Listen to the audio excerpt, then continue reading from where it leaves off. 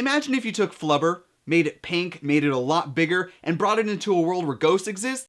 Yeah, you'd pretty much get Ghostbusters 2. From the old movies of 30 years ago and beyond, to the world of the new films of the last 30 years. To the movies that are now playing, this is Old, New, and Now Playing. And now, here's your host, Will Robinson Smith.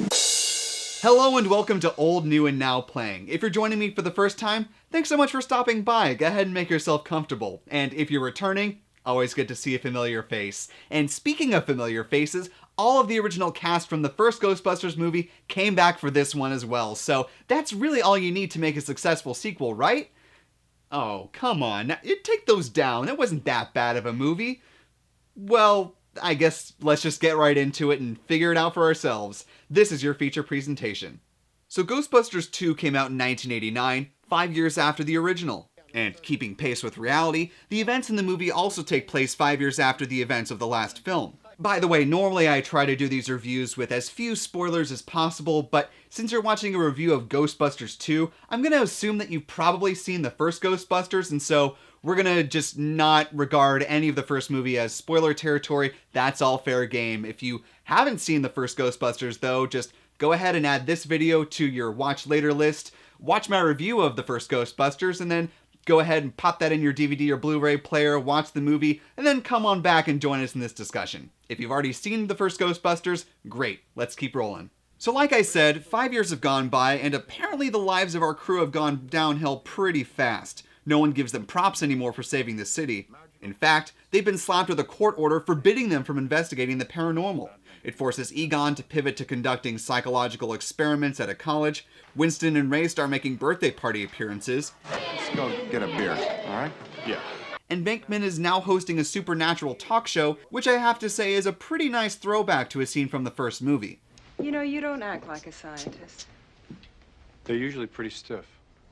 You're more like a game show host. On the whole, the idea of the forced into retirement trope is kind of a positive negative thing for me, because on the one hand, it is a nice commentary on the societal notion of what have you done for me lately, and a commentary on how quickly heroes can fall out of positive favor. On the other side, though, their reaction to the Ghostbusters suggests that there have been no ghost sightings for 5 years. None! Apparently destroying Zool and the Stay Puft Man was good enough to exterminate all ghosts for a minute. Seems like flimsy logic to me, but I guess that's what the movie is going with. However, this would be a pretty short movie if they weren't able to fight ghosts, so about 30 minutes into the film, they're back to ghost busting. As for the rest of the plot, while the crux of the last movie was the impending emergence of Zool into the human world, here the looming big bad is Vigo, played by Wilhelm von Homburg. His herald to the human world is Dr. Janos Poha, played by Peter MacNicol. Poha kind of takes the place of Rick Moranis' character in the first movie, in the sense that he is now chasing after Dana Barrett, despite her lack of affection in return. I think it won't be long before you can assist me in the more important restoration. Just the white thing. The big difference, though, is that when Moranis is pining after Weaver, it's more endearing, and there's a kind of a nerdy charm to him, and you sort of feel for the guy, but when this new guy does it, it just feels kind of creepy and off-putting, and, you know, actually now that I'm saying it out loud, that kind of makes sense for the character since he's actually supposed to be the antagonist. Speaking of Dana Barrett, she is now a mom to an 8-month-old boy, and once again finds herself at the center of the paranormal when Vigo tries to steal her baby so that he can be born into the human world. So this movie was a bit of a coin toss for me. On the one hand, there's a lot to love, but there's also a lot that turned me off. Probably one of the best parts of this movie, though, was the returning core cast. The main trio hasn't missed a beat since the last movie. They fell into their characters nicely, and when they're together on screen, it just feels right. Do, re, Egon. And bringing back Rick Moranis as their lawyer was a great choice, too. He's pretty much exactly how you'd picture him if he had to be a defense attorney. Objection, Your Honor. What? He's leading the witness. Sustained. Give me a break, we're both lawyers. Where the film lost points was with the new cast. The main villain is Dr. Janos Poza, who I mentioned earlier.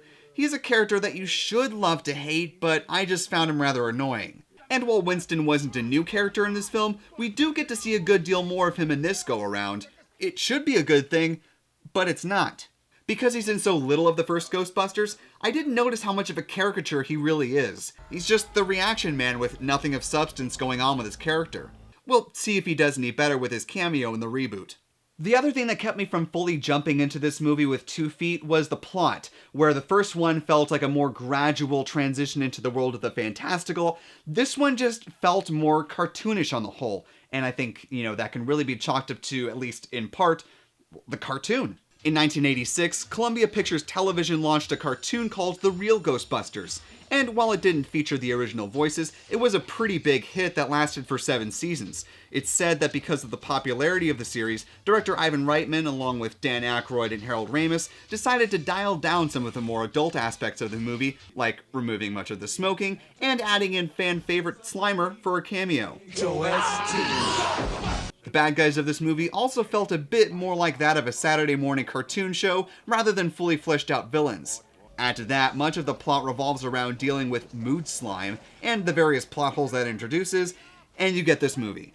Overall, this isn't an altogether horrible movie by any means, but it really did fall flat for me, especially compared to the original. Sure, the visuals of the ghosts are a step up from the first movie, and there are some good laughs, but this was far from the sequel I was hoping for going in. I give Ghostbusters 2 a 4.8 out of 10.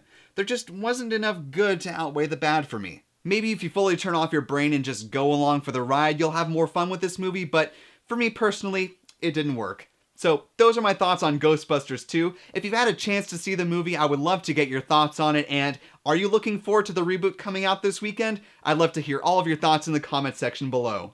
I'll have my review of the reboot out pretty soon, and in it, I'll talk a bit about the road to getting here, so look forward to that. That will do it for this episode of Old, New, and Now Playing. If you like this video, go ahead and give it a thumbs up, that would be great. And if you want to stay up to date with everything going on with this channel, just click that subscribe button below.